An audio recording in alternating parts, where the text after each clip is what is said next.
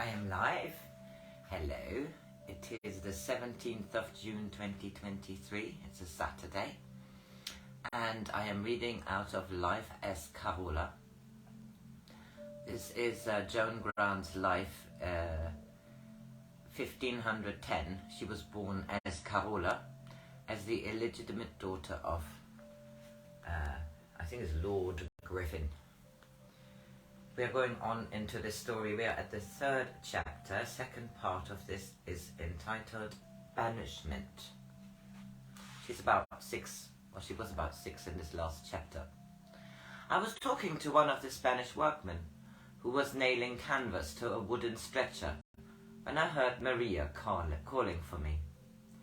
She was in great distress, invoking the saints and weeping noisily. She wouldn't tell me what was the matter, but took me into the kitchen and set me on a table, while she filled a pannier basket with food. Some of the kitchen girls and the other cooks stood around looking at me pityingly.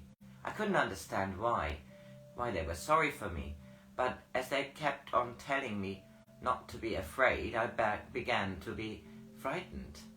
Then my mother came into the kitchen. She wore a travelling cloak of grey cloth and carried over her arm the red cloak, lined with squirrel fur that my father had given me. Behind her were 2 men in Donna Isabella's livery, carrying between them a small trunk made of cowhide with a rounded lid. They looked very stern and unfriendly, and I could see that the kitchen servants were hostile towards them. I shall always remember that scene, as though it were a fresco on the wall of a room in which I had lived for a long time.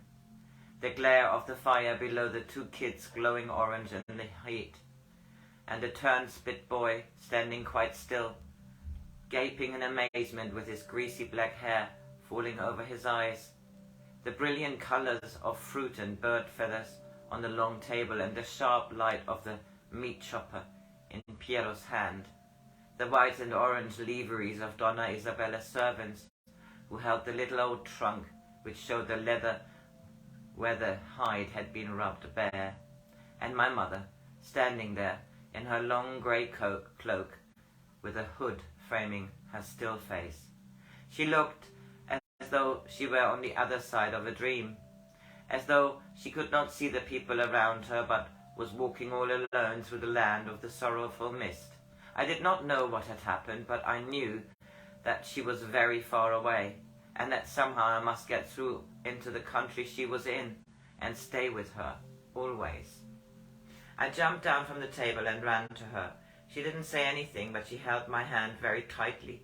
The others must have thought she was bewitched, for they shrank away from her as she walked very slowly and quietly towards the door to the courtyard. An ox cart was standing in the spring sunlight.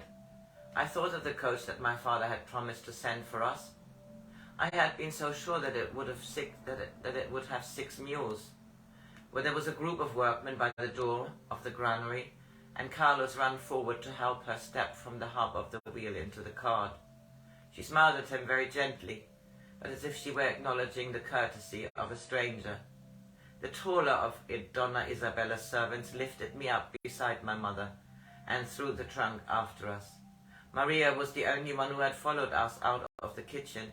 She was carrying the basket of food I had seen her making ready, but as she tried to give it to me, he held her back, saying, "It is her orders that they take nothing but 1 trunk and no valuables save 3 pieces of gold.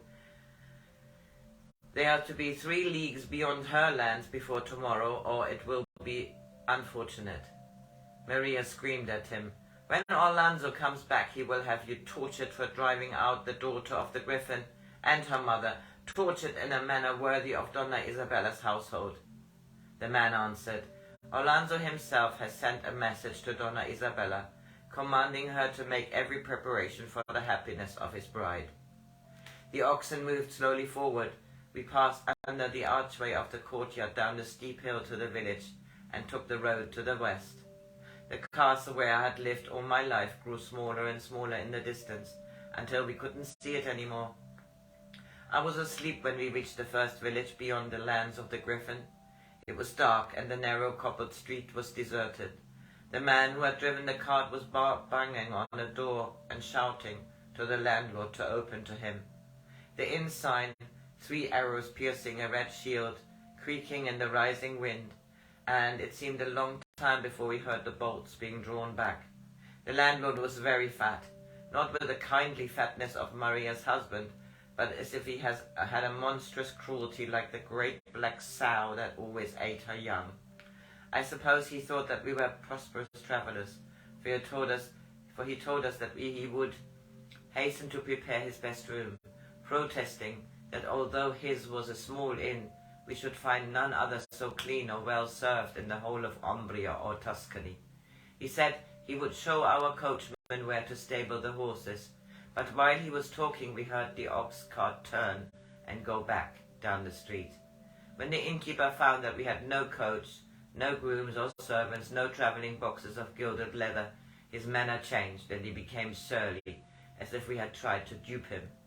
He accused us of having wakened him from his bed on a false errand, but when mother showed him a gold piece, he said that he would sleep on the earth, that we could sleep on the settles by the fire.